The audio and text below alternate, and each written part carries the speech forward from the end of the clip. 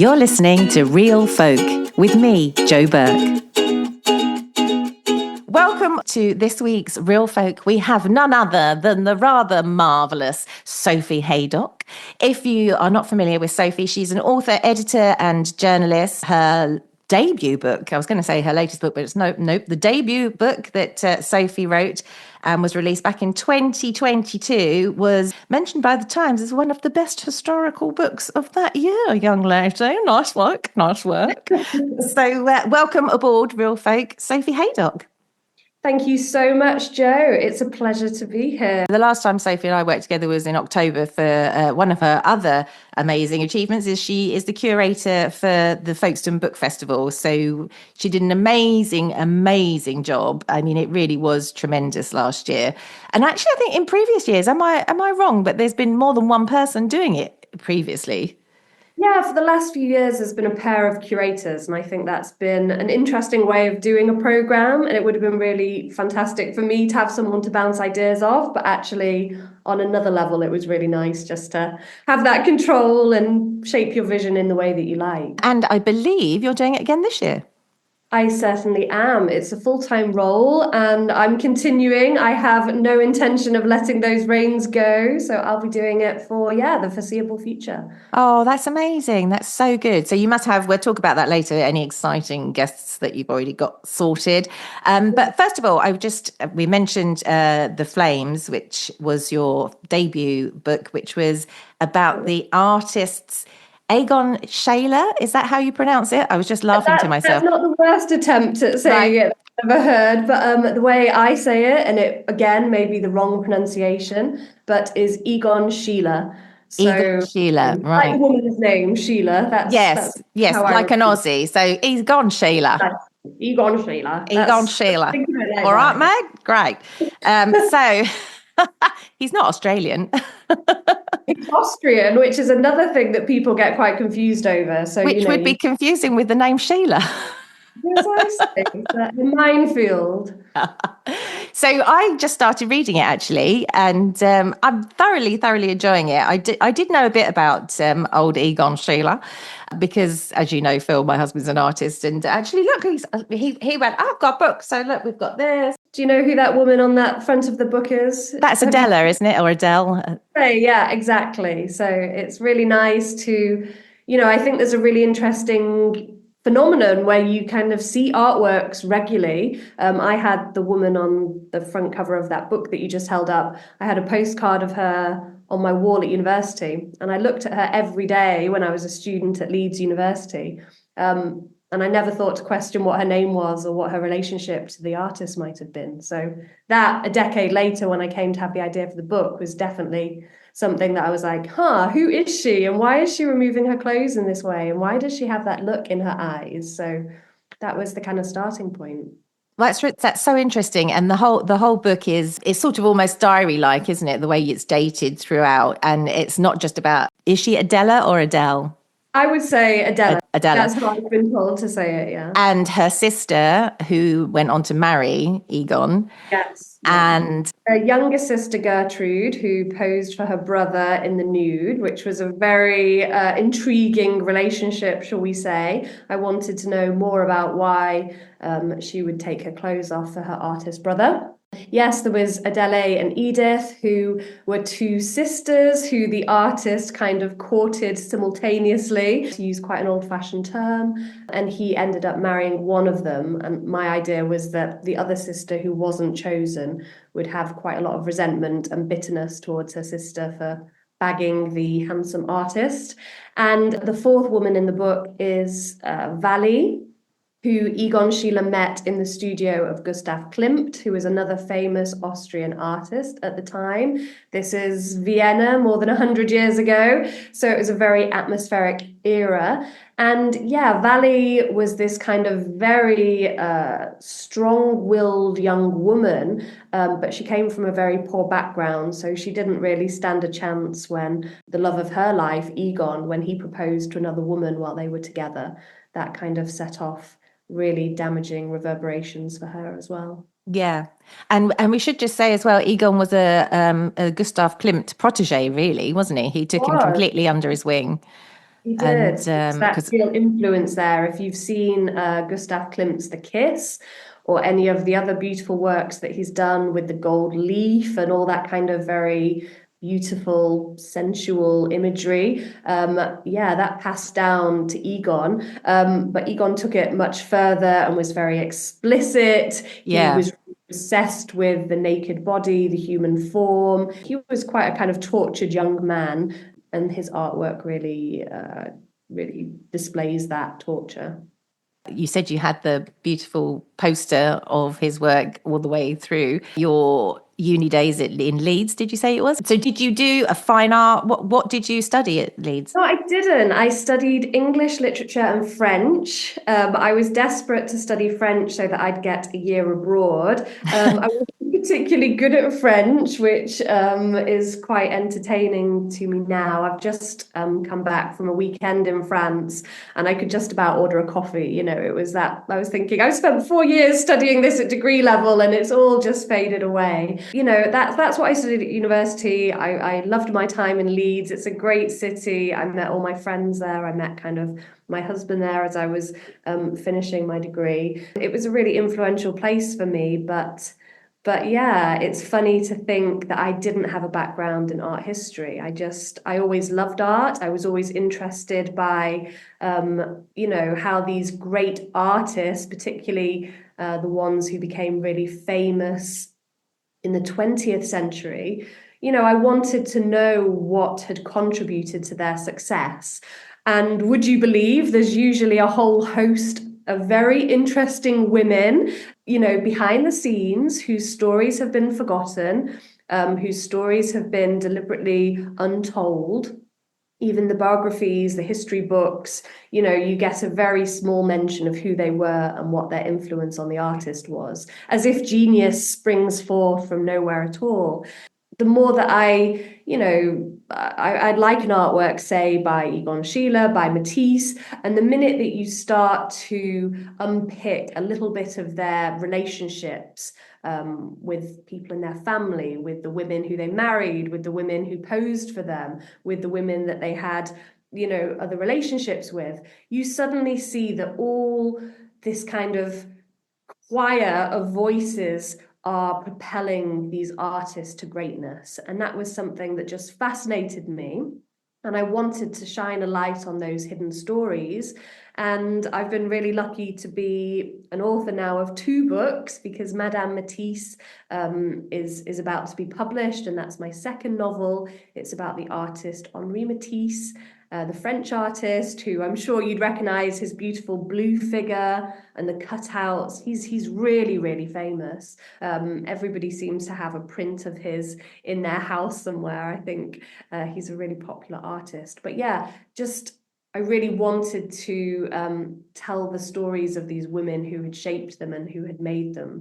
So how true are they? Because that you have fictionalized obviously parts of it to create the story, which I really love, because I'm just at the part where Adele is furious that Edith and and I love this. I won't say how the book starts, but I love the in Yeah. of the book as well, which is obviously fictional. It's sort of how you weave the fiction in with the fact, really. How do you go about doing that? Yeah, well, my background is as a journalist. I worked at the Sunday Times for the best part of a decade, and I also still do those really interesting interviews for The Guardian, where you find somebody who's had quite a quirky experience happen to them, and you interview them, you ask them all these kind of details, and then I write that interview up in my own words. So it's this very interesting process of putting yourself into somebody else's viewpoint, adopting their voice and kind of channeling it. So when it came to these very real women from the past, they'd lived, they'd breathed, they'd had all these hopes and disappointments, very much of their own. But the history books had kind of recorded minimal details about them, or, we just didn't know much about them. So what I did was I did all the research as if I was a journalist. I read all the biographies. I spoke to the scholars who were particularly influential on Egon Schiele or Matisse. I visited the places that were associated with these artists. I did all these kind of strange and wonderful things that you might not necessarily get the privilege of doing, which is the fantastic thing about having a passion project like this.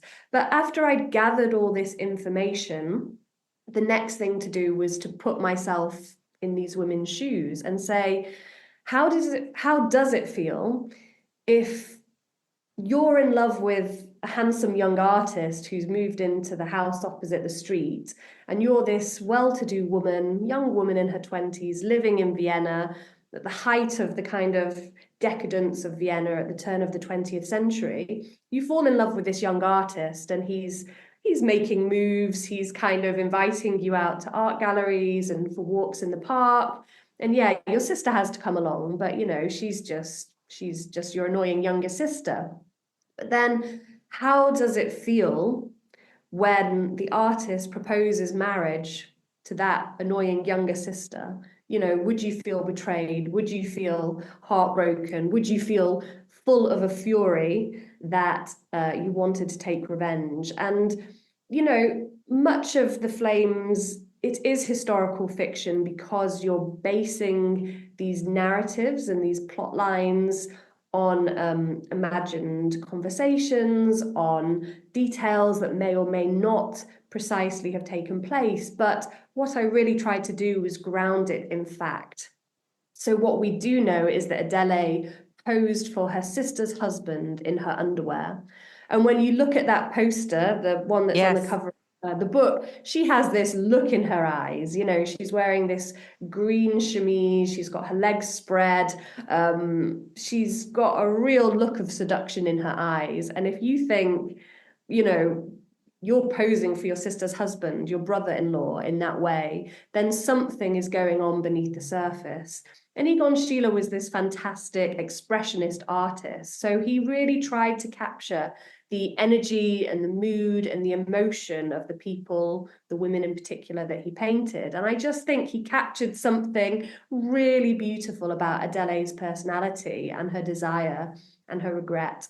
And that was something that kind of really propelled that first section of the book.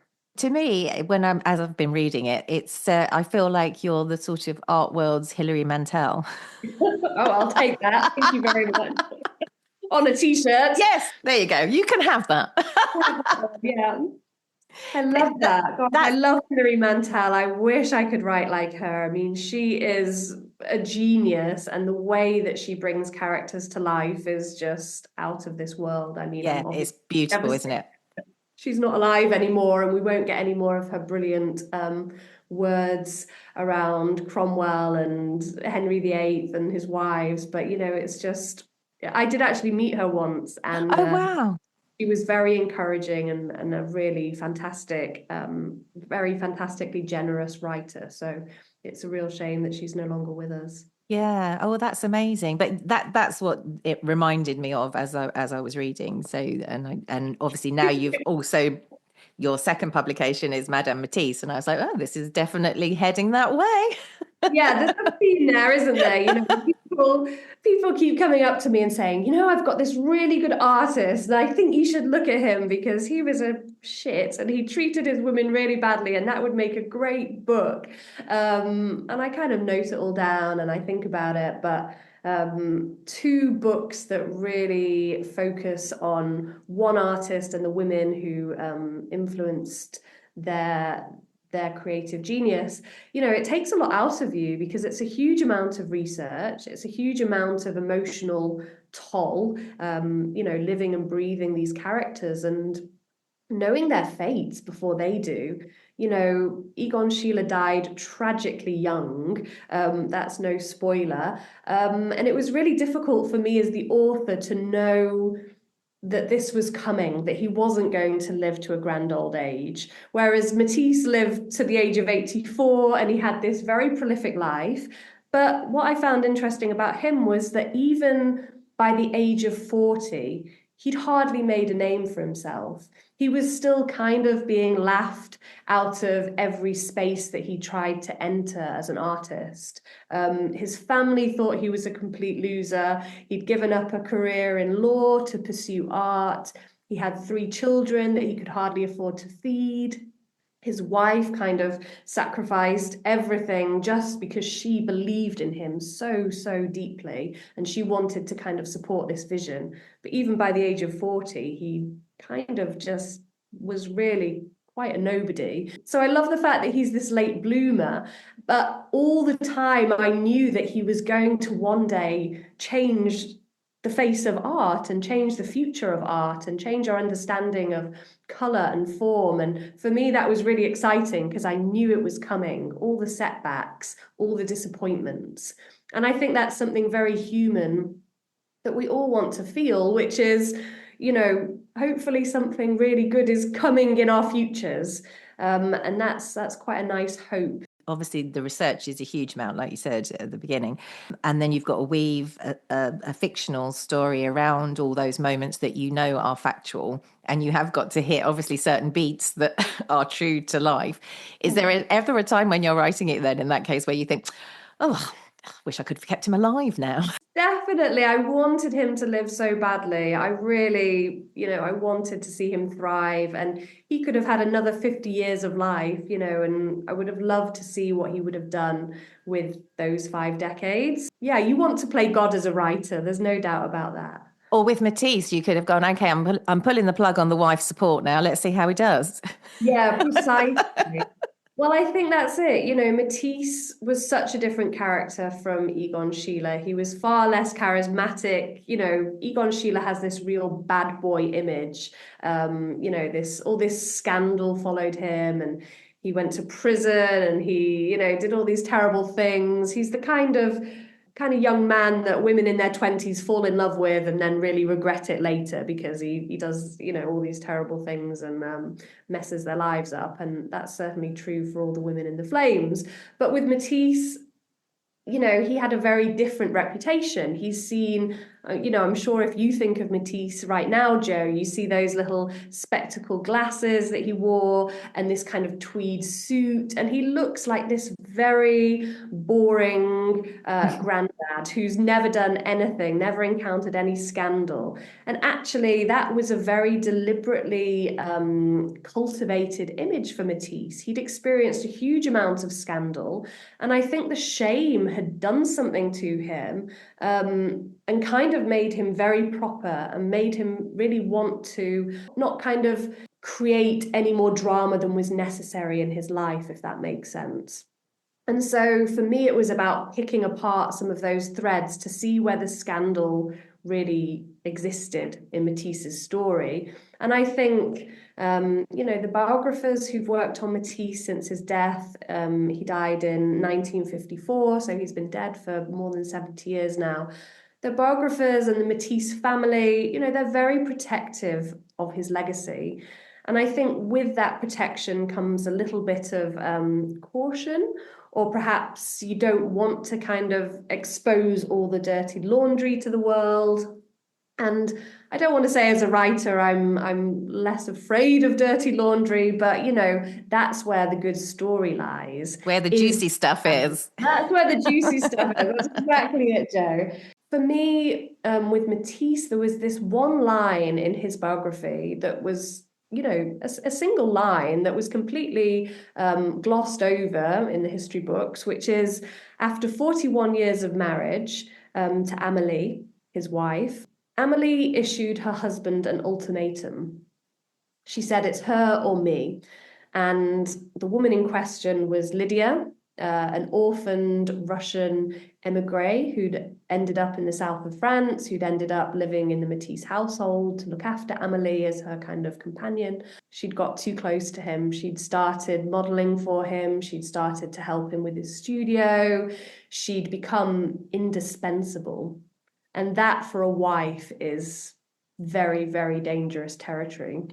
And I think Amélie issued this ultimatum, and Matisse had a real dilemma on his hands because he knew that if he let go of Lydia, if he told her to leave, he was going to be losing a hugely important part of who he was, because Lydia made his life easier. She focused on his art. She gave him all the tools to be this creative genius, and he he absolutely relied on her. He'd come to rely on her.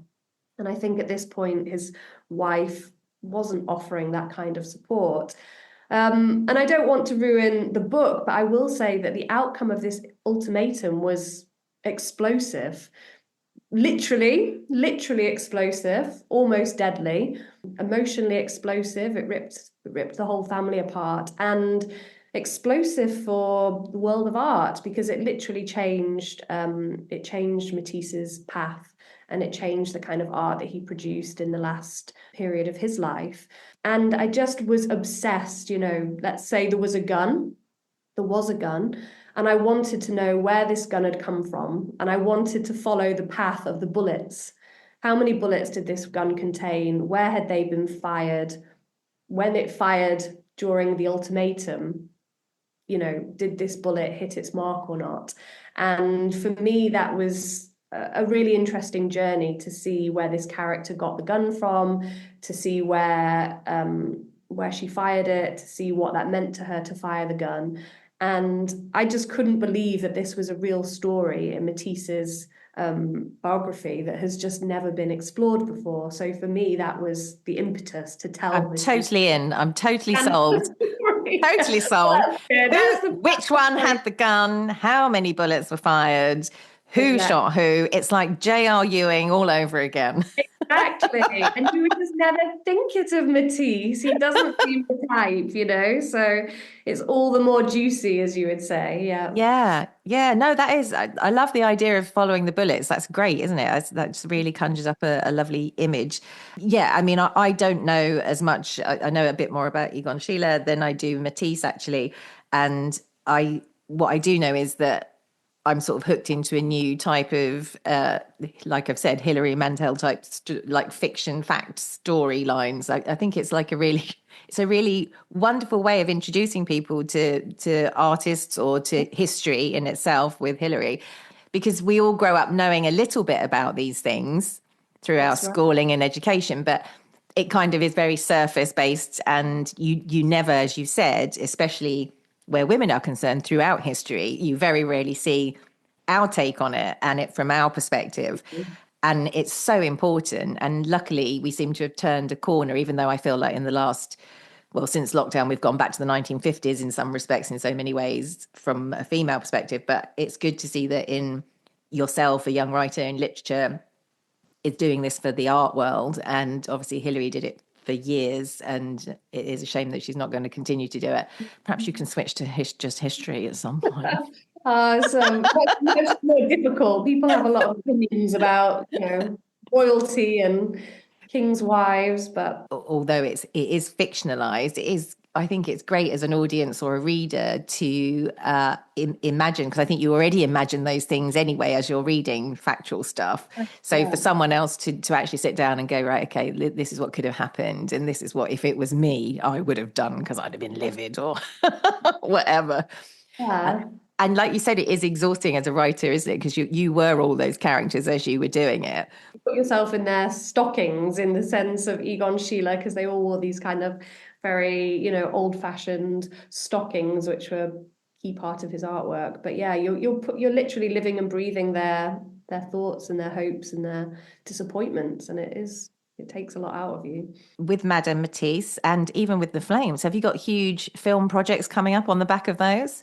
Well, nothing that has been set in motion. Obviously, people always kind of say that would make a great film, and I'd love to do this.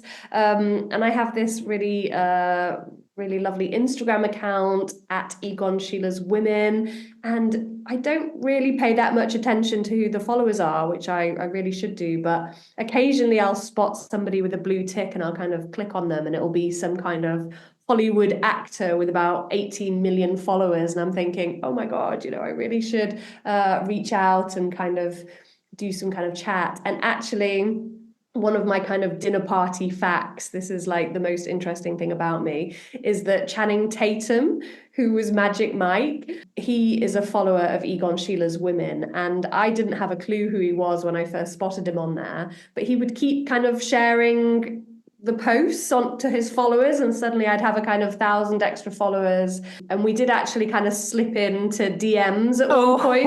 I was like, did you now, Sophie? exactly. Me and Channing were like just chatting about Egon Schiele, and he asked for a copy of the book, and I sent it to him at his home address. It was this really kind of pinch me moment when I went away and watched Magic Mike, having not known who this You can gloss over that. well, I was just like, hello. I'm suddenly a lot more interested. But all my friends, especially my American friends, who kind of that's their cultural background, that was their part of their teenage years. They were just like, oh my God, you're just chatting to Channing Tatum here. It's well, a lot of those, many actors now, the same as we all do, create their own work. A load of them produce their own stuff. So, he might have it on the back burner to, keep thinking, come on, Channing, like take you a can chance. do it. Yeah. Or chuck it in Reese Witherspoon's way. She's well, yeah, isn't she? That's what I'm hoping. Yeah, book club would be a major win, but you just never know with these kind of things. You're like, anything can happen, and that's the kind of beauty of it. Be a book that people love to read and connect with, and I get nice emails about, or suddenly somebody could take a real shine to, people do love Egon Schiele, people do love Matisse, and there's the potential for anything to happen, really. Yeah, I think at the very least, if not a full-blown movie, that a TV series for sure. Yeah, like a Netflix kind of. Absolutely, Apple TV. Yeah, come on, let's make this happen, Jo. Yeah, I think you just do the log line and send it all off. That's what I would do. I love it. But so going back to the books as well. So how did you have The Flames written, done and dusted, and then approached publishers, or did you approach them with the idea? No. With fiction, you have to write the whole damn thing before you can start approaching agents, and that's your first hurdle, is to get an agent, and then you congratulate yourself. You give yourself this massive pat on the back when an agent wants to represent you. The next hurdle is that then an agent puts your book out on submission to all the publishers that he or she thinks might like it, and you can fall at that hurdle. You can have written the book, got an agent, and then get to the stage where it goes to publishers and nobody wants it, or it's not the right time, or they can't sell it to their acquisitions team. I don't really, I shudder to think of, how the disappointment, because you just put so much time and energy into hope into a project like this. For it to fail at that stage would just be devastating. I was just really lucky that I got a really wonderful agent, someone I love working with. She's called Juliette Mushins. She represents Richard Osman and Jessie Burke. Nice. So she's really busy, and I'm a kind of small fish for her. But she really knows what she's doing, and she put it out on submission, and very quickly, Doubleday, who were part of Penguin, they wanted the book. So it was a real pinch me moment, and this was back in 2020. So that was the lockdown years. And I was thinking, I'm never going to sell a book in the pandemic, but luckily my editor just fell in love with the characters, and that was luck. I think it is luck. And I say to people all the time, I speak to a lot of writers who are trying to get published, who are looking for agents, want advice. And they think that it's a meritocracy. The best books will get published. And if your book doesn't get published, it's because it's not good enough. I don't subscribe to that. I don't believe that. I think, we might not want to believe it or hear it, but luck plays such a huge part. You can just have written an average book, but someone loves it, or the team think they can sell it and it will be published. Or you can have written the most beautiful book in the world, but it's not quite got the right hook at the right time, and it can get left in a drawer somewhere, and that's just sad. I think it's very difficult, and I think you get it a lot. And I know with friends of mine that have been very successful playwrights and stuff, and gone on to do amazing things, and other people approach them, and it's so interesting because when somebody suddenly is successful, and it's always perceived to be an overnight success that nobody ever sees, the paddling that you do as you swan it down a river. That's a good way of describing underneath. I think if they see, or even if you see your friends doing exceedingly well, you think, oh my God, they must know the magic. What's that magic? Talking about magic, what's that magic ingredient? They must know what that is, that I can then repeat and it be the same. But the truth of the matter is, like you just said, it isn't the same for everybody. And it depends where your piece of paper lands on whose desk at what time. They try and be nice and they're like, oh, but you've worked really hard and you put so much into it. And I say, yes, but I see so many people who have worked as hard as I work or who have, worked harder, and just this idea that because you've worked incredibly hard, again, it doesn't equal. It doesn't, the equation isn't quite there. And yeah, you're absolutely right about the peddling that goes on behind the scenes. And I think luck is part of the equation, then so is the hustle. Yes. You have to be confident enough to say, I am going to try that really great agent. I am going to, message Channing Tatum. I am going to, do all these things which you don't know if they're going to pay off or not, but you may as well. Well, what's the worst that can happen is the thing. If somebody says no, oh, boohoo, you just have to have a thick skin. And also you can be high, running high 1 minute and the next minute that's yesterday's news and no one's interested. That a lot, honestly. It's just, you have to somehow retreat into yourself and think the joy is to be a storyteller, is to write, is to have the time and space to tell, stories that would otherwise go untold. And I think that's the kind of magic. We're just about to lose. It's got about 2 minutes or something left.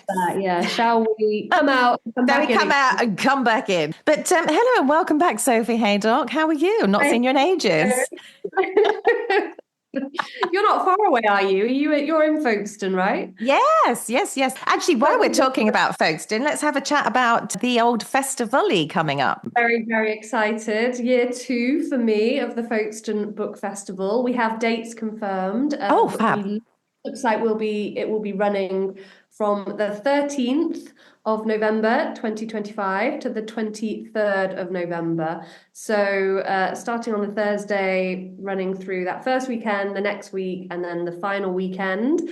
And, last year, Jo, you were the grand finale with Stephen Moffat. That was such a mind-blowingly fantastic event. You were outrageously good with him on stage. So hopefully we'll have another way of luring you back. Shoehorning me in.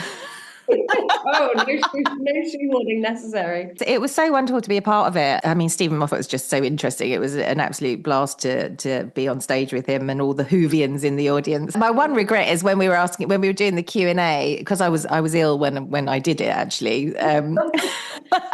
Super kind of showing up. My goodness. When you do a Q&A, there's quite often a pregnant pause while the mic finds the person that wants to speak. In my head, I thought, I should have got them to do the ooh while it was going around until it landed on someone. Did you just have that thought kind of in bed that night? Like, why did I do that? And it's things like that when you're not on top form. So I knew I was ill because I would have thought of that at the time. So the work starts now for all of this. So you've got the dates. Have you got people? What do you do? Do you just write like a fantasy football league list of book authors? Yeah. The most ambitious, the most kind of outrageously hopeful invitation list, and then I work my way through them. So right now I'm sending those invitations out to my kind of dream authors, and lots of them are a bit like, I don't know what I'm going to be doing in November, or I might have a fantastic film adaptation of my book coming out, so I can't commit right now. So it's been hard inviting them in February for something happening so much later in the year. These A-list authors still being confirmed, but I think we'll have more of the program finalized in the next few weeks in March, and we're really hoping just to pack in the same kind of ethos of last year, which is some real literary luminaries alongside some more kind of thought-provoking discussions, some real kind of interest-based topics, and just everything in between. It's almost like baking some really strange concoction, and you don't know what it's going to look like when it's been in the oven. Will it look like the photo? Highly unlikely. Precisely, that's the question. So there's a bit of hit or miss with it, but everyone in Folkestone last year was so enthusiastic. The community just blew me away. I had so much support from local book groups, from local organizations, from people here at Creative Folkestone. There was just so much energy and enthusiasm, and all the wonderful people like you who came to chair events were amazing. The authors who came to Folkestone, like everybody just fell in love with Folkestone. That made my job really easy because Folkestone is on the map. And so when you get an invitation saying, hi, I'd love to pay you to come to Folkestone and speak at this book festival, they've heard of Folkestone. They've seen all the glowing pieces in the, national newspapers, and all the kind of Folkestone's the best place to live in the country, and the triennial, which is happening again this year. They've heard all this buzz about Folkestone. They want to see what it's all about. So actually this lovely energy that was flowing around the town and flowing around the authors, and it made my job really exciting. And it was exhausting. It was kind of also, I described it to one of my friends as like a tidal wave. You kind of go with it for a little bit, and then you're washed up at the end, a bit like, what just hit me? What a privilege. It's my dream job as an author, just to get to invite all my favorite authors to a festival in Folkestone. It's great. No, it is. It's a really wonderful experience, and it is the like you said, the diversity of it. I mean, you had possibly a son of Escobar, one thing. Then we had, forgive me, I've forgotten the name of the lady that was in Scoop and wrote Scoop. Sam McAllister. There you go. She arranged the interview between the BBC and Prince Andrew. She was played by Billie Piper in that. She was amazing. Yeah. But David Nichols, Tracy Chevalier, Ali Smith, and then, someone who was, held hostage by the Taliban, and somebody else who was a mudlark, and somebody else who, Robin Ince doing his comedy. And for me, I think the pinch me moment was Pablo Escobar's son being interviewed by Boris Johnson's daughter. And the beautiful thing about that was that it was the 2-year anniversary of me moving to Folkestone. So I just kind of was giggling to myself, thinking, if you told me when I, drove up to Folkestone that first night that we arrived here, and started unpacking all the car and all the stuff that when you move house, and we came from London, and I'd been really apprehensive about moving to Folkestone. I thought, oh no, what's my life going to look like there? I'm not going to have my friends and my communities, and I don't know anybody in Folkestone really. And if somebody had said to me then, in 2 years, you'll be on stage with, these wonderfully interesting people, Boris Johnson's daughter, Pablo Escobar's son, and you'll be the curator of the book festival, I think I would have just, spontaneously combusted. Exactly. Sophie and I have got a habit of doing things the same. We did attend another podcast dressed like twins. That's such a great photo. Literally the same outfit. You can see it on Instagram. So good. So talking about your move to Folkestone, and you came from London. So were you a Londoner, or do you hail from other places? No, I am a Northerner. I know What? You can't really hear it in my voice. You can hear it when I say dance, bath, grass. I grew up just outside Manchester, and I went to university in Leeds. And then, kind of mid-20s, realised that I had to make the move to London to get, the work that I wanted in journalism. And then lived there for about a decade. And by the time you get to your mid to late 30s, you're suddenly thinking, I'd really like more than half an inch of space. My wardrobe's too small. I don't have a garden. I just want, I want to be able to open one cupboard without having to close everything else. So do you notice it's easier to be tidier when you've got more space? That's my key takeaway from moving recently. It's still really messy. You have clothes everywhere and everything left out. My husband used to call it a floor drobe. I used to just come in and just dump stuff on the floor. Still do that. How do you get past that habit? I would love to know. If we go back even further, what did the teeny tiny little Baba Sophie Haydock, what did she want to be when she grew it up? I really wanted to be an archaeologist. Mudlarking is probably not a term that most listeners might know, but it's where you go down specifically to the Thames at low tide, because the Thames is one of the very few tidal rivers in the world. So you get high tide and low tide twice a day.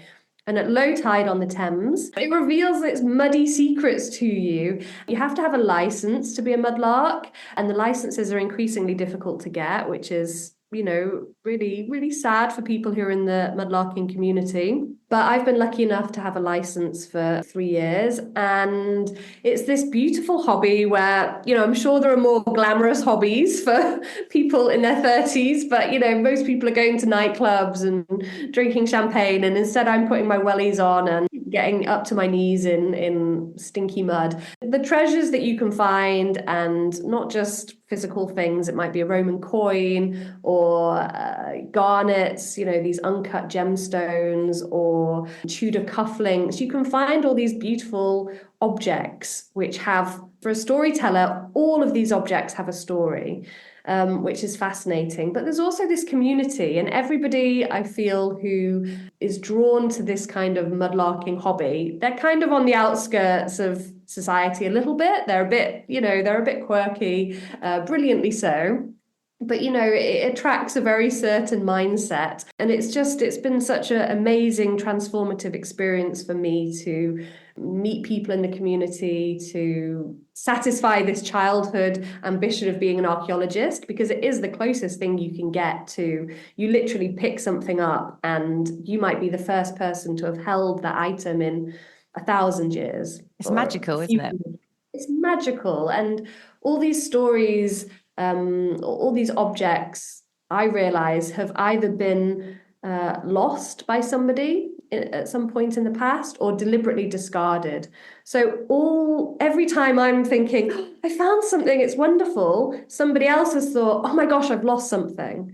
And there's this lovely kind of narrative being constantly built between people in the past who've kind of thrown this thing away or accidentally lost it, and the people who are picking it up and creating these stories. So it's very similar to being a writer. It's very similar to being a storyteller, finding these hidden gems and creating narratives out of it. Yeah, it's just all about connection, isn't it? I just think that's what the world is about. So mudlarking your next book then, eh? I would love to. It's definitely on the list of possibilities. I'd love to do something that combines a hobby with, something that I think is really rich for a kind of fictionalized narrative. Yeah, what joy.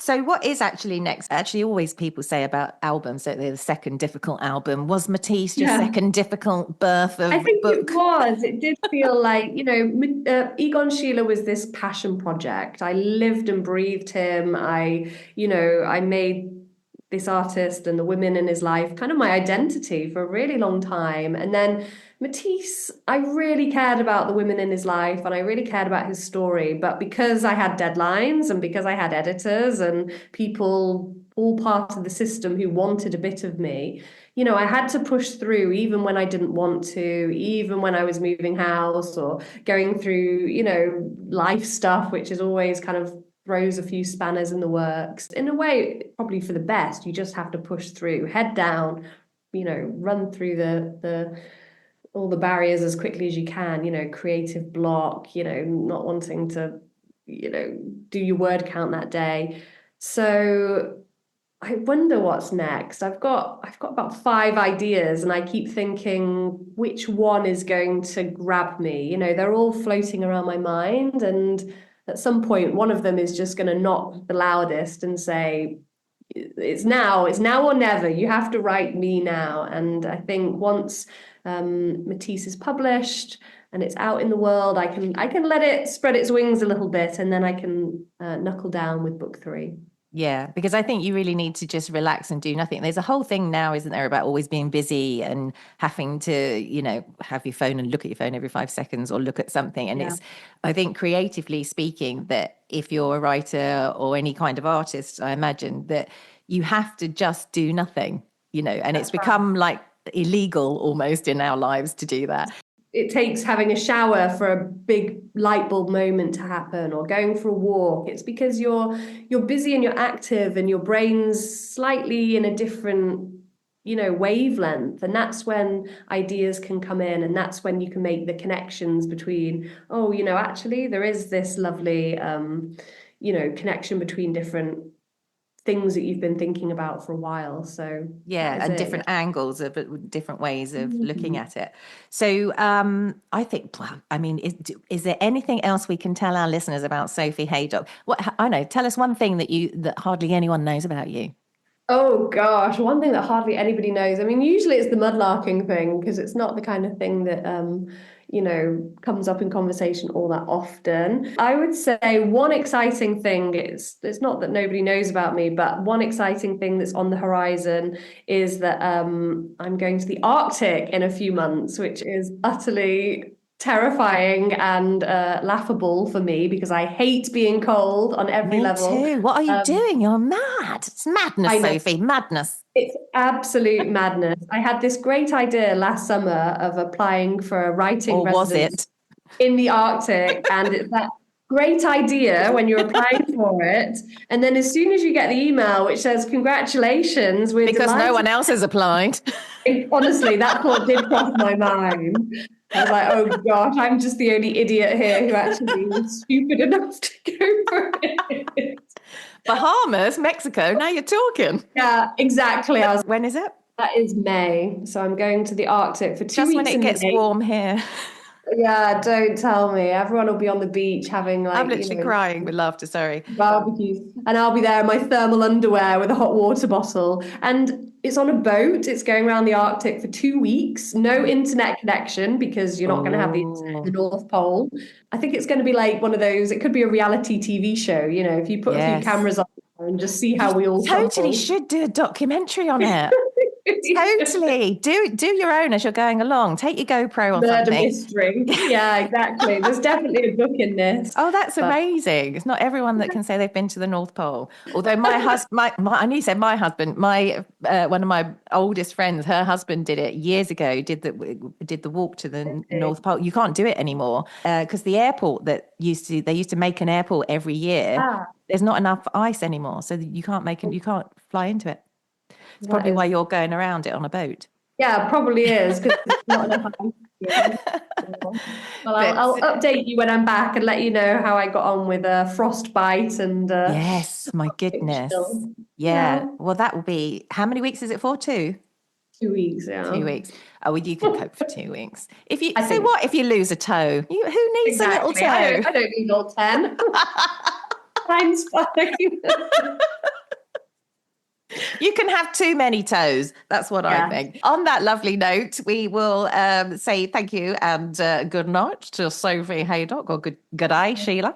The other thing I would like to say, Sophie, to listeners is where can they find out more info about you? What's the best websites and whatnot and Instagram doodles? Instagram at Egon Sheila's Women. Only go on there if you like very explicit artworks of naked men and women because it's not You're for the faint easily of hearted. offended? No. Yeah, don't, this is not one for people who are, yeah, easily offended is the word. My website, sophie-haydock.com is out there on the internet. You will find me all the usual ways And the around. Folkestone Book Festival, of course, is the 13th to the 23rd of November. So you will find That's Sophie hustling exciting. that like mad in the next few months. I'm very excited. I think we'll have a good program again, hopefully, knock on wood. The last real folk that I did is a friend of mine. He's written a book called The Titanic Legacy, The Captain, the Daughter, and the Spy. That is very appealing. If you listen to the interview, you'll find out all about it. And actually, I did mention the book festival to him in the interview, so you'll see that. I think everyone's interested in the Titanic, and it never goes away, that story. And his book is a whole new take on it. So that thing we were talking about, when you get those moments where you suddenly get an angle and you're like, right, a really interesting real folk to listen to. I think it's episode 20. Dan Parks, his name is. He would be great. So that's my little tip there. I'm just going to throw my oar in, so to speak. Do you get it? Or Titanic. It's like, it's like magic, isn't it? It's like absolute magic. So yeah, good luck with all of that and your launch. When is the book available? The book is available from the 6th of March, so very, 6th very of soon. March. And that's everywhere, Amazon, Waterstones. Yeah, we hope so. Yeah, all good bookshops. Yeah. Have you booked any signings to do anywhere that people could go Yes, to? there'll be signings in London, book events around the UK, lots of, really fun things where you get to meet people and talk about your book. So I'm really excited about that. And are those dates listed on your website? It will be, It will yeah. be. So thank you so much, lovely Sophie, author, editor, journalist, and licensed to mudlark. What more could you ask for? I love it. Thank you, Jo. You've been an absolute pleasure. See you very soon. We still never had that celebratory Prosecco that's on the cards. Go now. Sunshine. Let's get out of here. Thanks for listening to Real Folk with me, Jo Burke.